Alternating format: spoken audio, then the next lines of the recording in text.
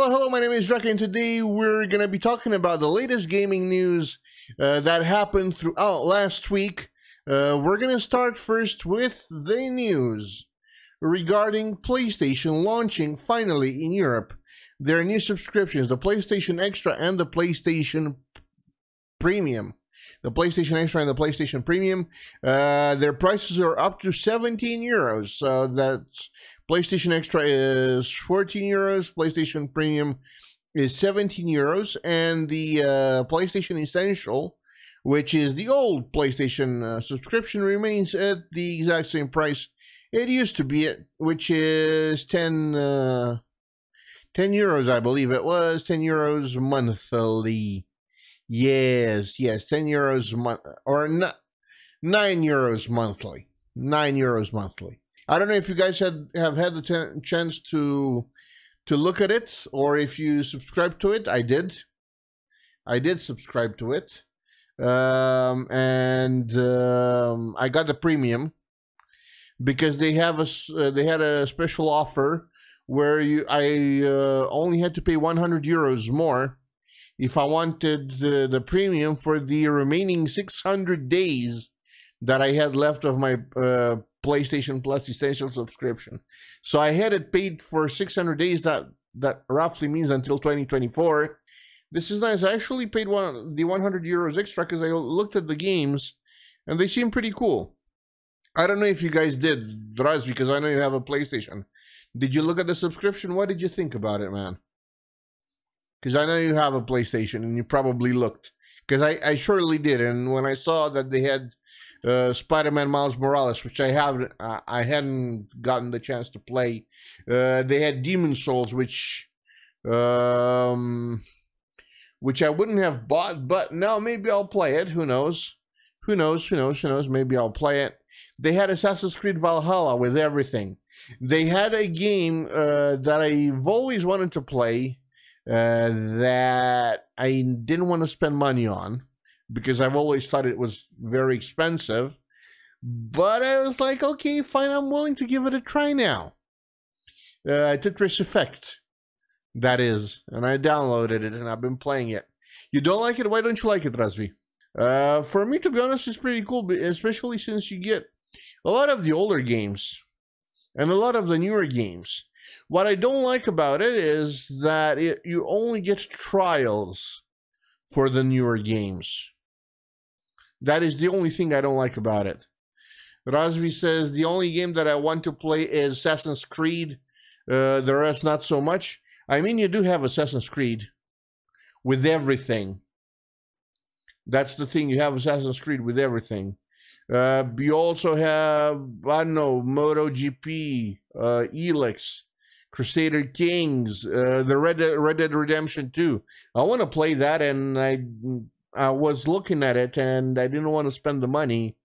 So this is going to be a good opportunity for me to actually play it. I'm looking forward to that. God of War again, but I already own that one, and I already played it. But for example, Far Cry 4, which I never got to buy and play, I can play it now. Razvi says the other, I got them on PC, so yeah, yes, of course. I mean, if you have them on PC, that's better. The thing is with my PC, it's not that good anymore. I would need to upgrade it. And that's gonna cost me money, a lot of money I don't want to spend right now. I'll be honest with you. I think it's too much.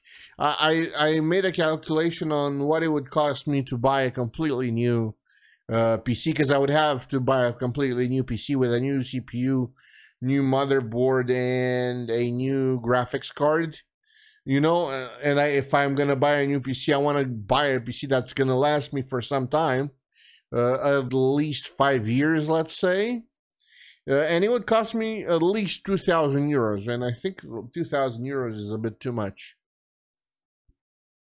I'm not really willing to part with 2,000 euros, at least 2,000 euros, because if I'm gonna start looking at a better case, if I'm gonna start looking at a really good motherboard, if I'm gonna start looking at all this stuff, it's gonna get even more expensive. So that's why, for me, the PlayStation Plus subscriptions are good, because I can play games that I couldn't otherwise play on PC, because I would need the newer system. Actually, lately, since Xbox had their announcement, the idea of buying a new Xbox actually came into my mind, because it would be cheaper having an Xbox and a PlayStation than having a new PC.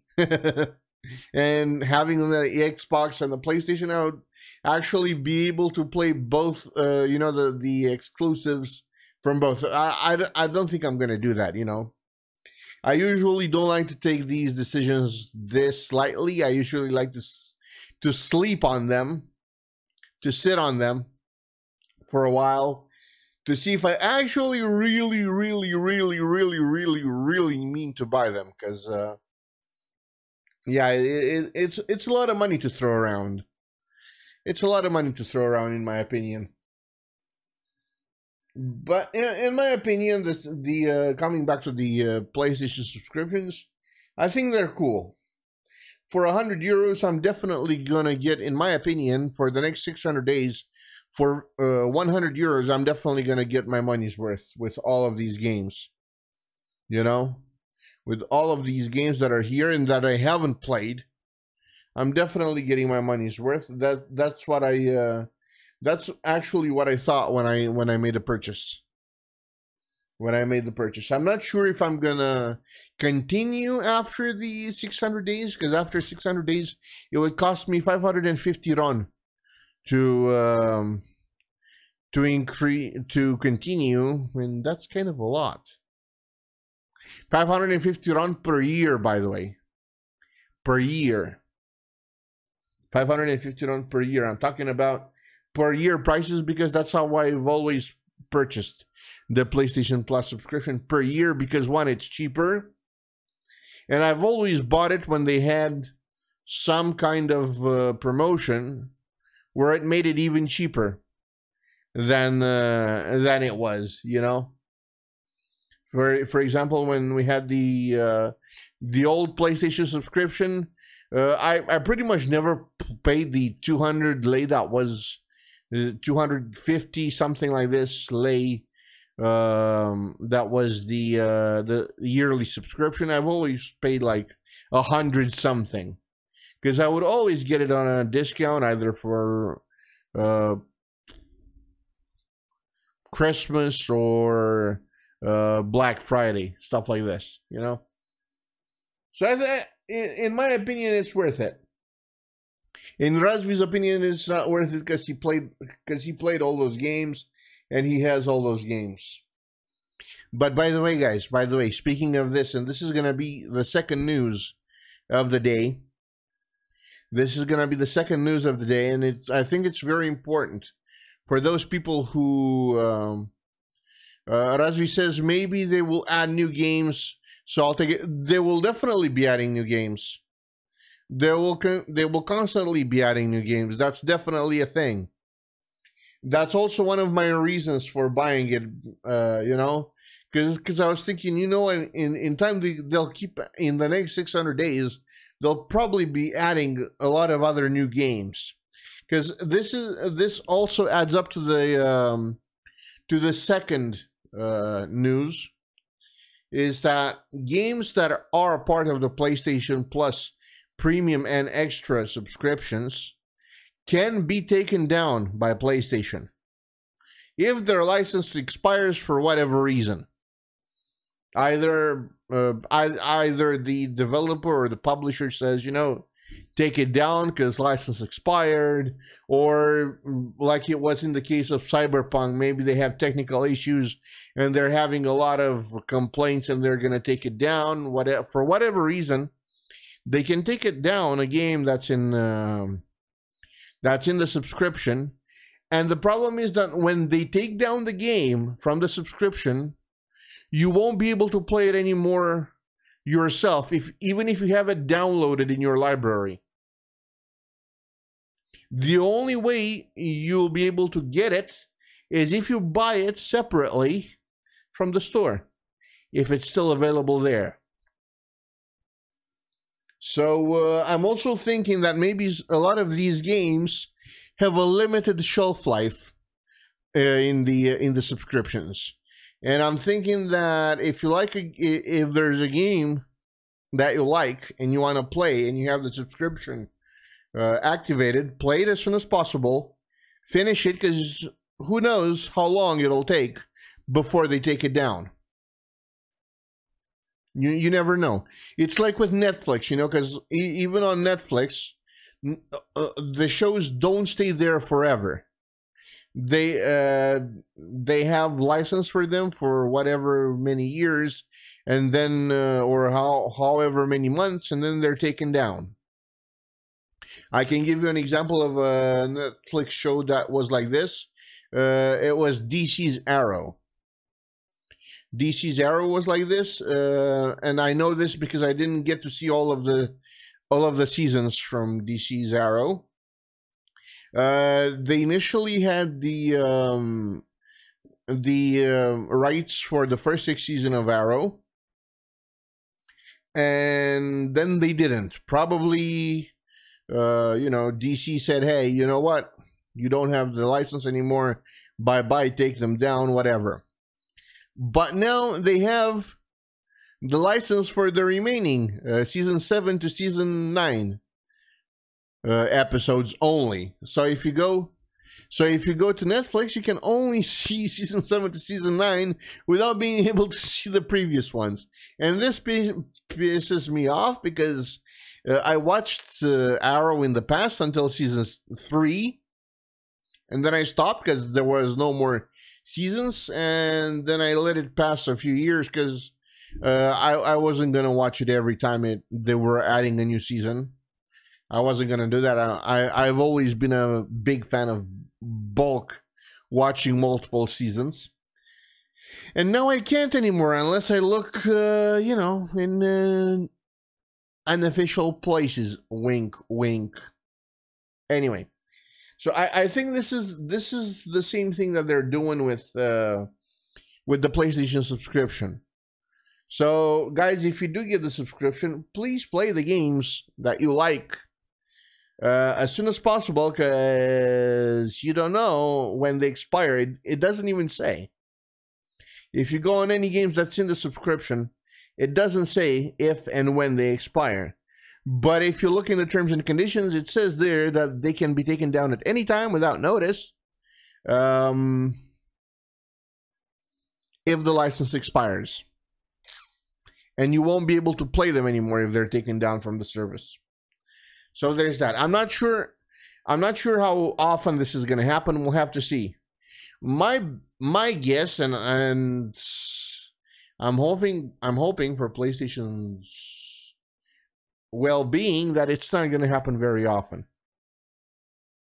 I'm hoping that it's not going to happen very often. It depends on how the subscription goes, I guess. If it's going to be very popular and the publishers are going to see that, they're actually making money off of these, because the publishers are making money off of these subscriptions. They probably get a very complicated, because usually with these kinds of subscriptions, the formula used to calculate the revenue share for the publishers is fucking complicated. And I know this because I've seen a few. Usually the formula is fucking complicated. You actually have to know maths to calculate that shit.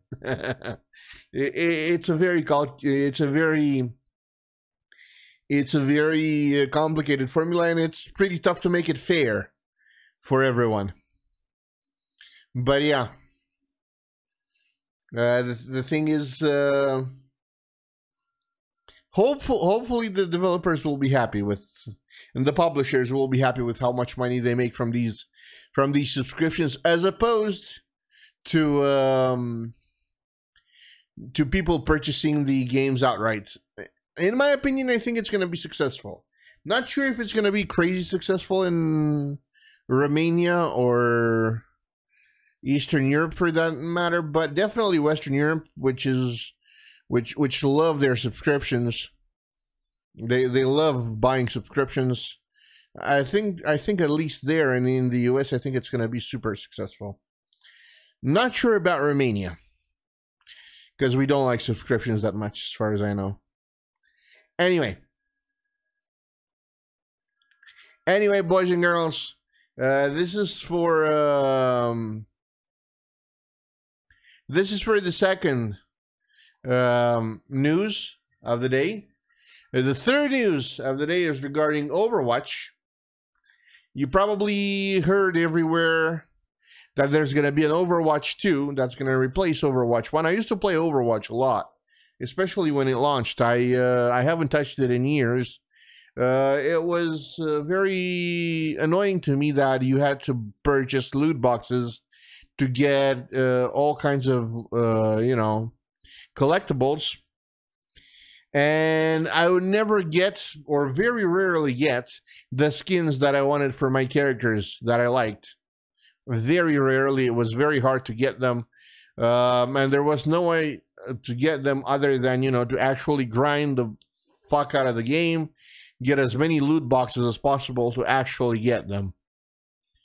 And I really didn't like that, and I left the game after a while. Haven't touched it since. I even bought it. 60 euros. So there's that. But anyway, Overwatch 2 is going to be free to play, which is really nice. And they are removing the microtransactions, the loot boxes, for a subscription, a battle pass. Razvi says, Salmon got scammers. Yep, especially on PC. But I think they're going to be a lot more successful worldwide with the new game being free to play, with subscriptions. They're going to have a lot of people buying it, because I see that the whole hero type of games, the whole hero shooter type of games like Valorant, it's still up there, so people will go back to it. I'm pretty sure people will go back to it, and I think when they're gonna launch the single player and the co-op campaigns, it's gonna be even cooler, because they're gonna be attracting new players to it, and it's very nice that this way, even people who love lore, who love a story, who love lore, will get some of that, which was missing in the game.